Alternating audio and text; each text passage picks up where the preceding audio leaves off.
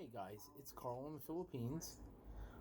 Yeah, I haven't really been putting too much videos up because everything is pretty much at a standstill. But I figure I'd love to discuss a few things with you guys. You know, moving to the Philippines, it's not an easy thing.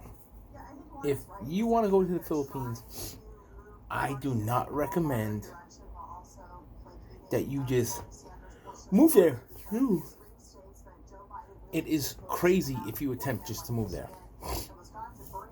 Excuse me, my alarm went off. But yeah, it's just totally crazy. You know, visit it not for a week, not for 2 weeks. Because if you're there for a week or 2 weeks, you're not getting a true feeling of it. You're only getting the tropical. Oh yeah. You know, I've been there. I love it. You know, my wife knows I love it. So, but a lot of Americans just go there and they think they're going to do it. It's not as easy as you think it is. You know, there's a lot of difference. If you don't like animals, there are a ton, I mean a ton of animals running loose in the Philippines. I mean, everything from dogs, cats, chickens are all over the place. Roosters, they're all over. That's a big thing there. So if you don't like the noise from them, you're not going to deal with it. I mean, the roosters crowing in the morning. I mean, it's a lot of noise. Then you have the jeepneys, which, if anybody's curious, this is what a jeepney is. It was a Willis Jeep that America basically left there.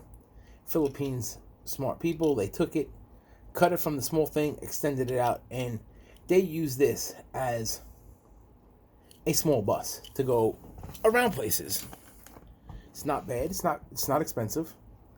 I think the last one I was on, it was from my wife's house to SM Mall Clark, 9 pesos. That's not even $1. I took my wife, my 3 girls, and myself, 45 pesos. That's just under $1 for US at the time. But yeah, and they're loud as hell. Then you have the trikes, which are motorcycles, and they are loud. I mean, you hear them all day long up and down the street. Vroom, vroom. But stuff like that doesn't bother me. I like it. You know, it makes me sleep good. I'm a person that I need noise to sleep. It helps me out. You know, so if you're not a person that likes noise, you do not want to move there until you go there, because you got to get used to it. Then, you know, you have neighbors. You know, in the Philippines, they burn a lot of trash. So your neighbor might be burning trash and smells going in the house. I mean, what are you going to do? You know, there's more freedom in the Philippines to an extent compared to in America. In America, where I'm from, New York, you can't burn trash. You can't burn leaves. You can't burn anything. So, you know, you need to get used to it if you're going to. I heard, okay, excuse me again, I heard a another vlogger say, if you can make it 5 years in the Philippines, you'll be there forever. You need to be very, very relaxed. You need to be very cool with a lot of stuff. Me, I don't care. I like the Philippine people. I think they're beautiful people. I think they're kind people. I don't find issues with them. But yet, there's still a lot of discrimination in the Philippines. If you're a foreigner, you probably ain't getting a job. They will hire a Filipino over a expat. If you're past a certain age, they're not even going to look at you. So, yes, there are a lot of discrimination in the Philippines. So, you need some kind of income coming in. Don't think if you're there, you're going to do internet-based stuff. I hear and I know from a fact with my wife, they throw brownouts left and right. So, you ain't getting it. So, unless you have a smartphone that can do everything you need, or a tablet that you have in the United States to run off of US data, or whatever country you're from, as long as it's free data, you could do a lot of stuff online. But yeah, they go down left and right. That's just the way it is. Oh, I lost my train of thought of the next one I was going to tell you. Oh. If you have a drinking or a drug problem, yes, drugs are very illegal there. I mean,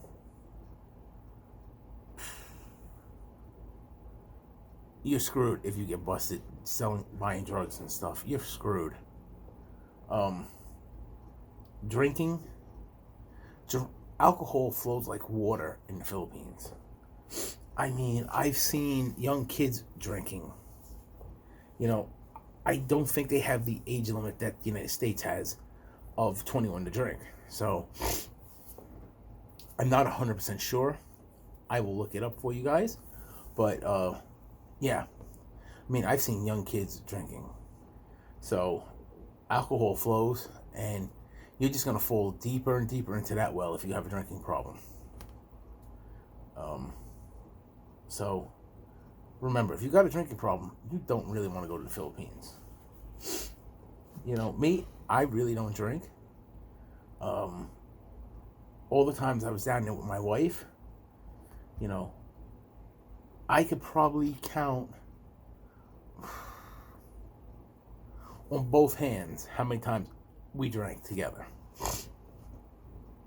I don't drink. I'm not a big drinker. Never have, never will. And the other thing, going back to the money, you need some kind of income coming in. You need a savings. So right now, I'm in the midst of doing a savings. I'm in the midst of helping the wife do a barbecue. I want her to advance to a sorry. That's like a bodega in the United States. I'm trying to get her to advance. Right now, where we're at, she can't because the caregiver, or I think it's the landlord, has basically a sorry. So, I want to see what we could do about doing it. Like I said, her barbecue, she's a great cook. So, I love it. I love her cooking. We keep talking, I keep telling her I think she should try other things. Like adobo chicken, adobo pork, kari. Make some rice, sell it. Chicken feet, if she wants chicken feet, something. to see how it goes. I'm just giving her ideas. My ideas might not be the right ideas, because even though I've been there, a few times, and I plan on living there, I'm not familiar on how they eat and what they would do. So, I'm relying on her. She's a very, very intelligent woman. Not to mention she's beautiful. So she keeps me on my toes. She knows her stuff. So, I don't want to rattle anything. I want her to make the decisions to do it. Because technically I'm still a foreigner. No matter if I get my ARI number there, I'm still a foreigner. I have nothing that I could do there. I'm looking into it. I'm looking, worst scenario, to do, if the notary stuff in my company keeps picking up, I might just do that there. Because, if I can get back up to where I was making over $1,000 a month, I could do that while I'm there. But I also am looking into the teaching. They keep sending me stuff. They actually just sent me an email today about a discount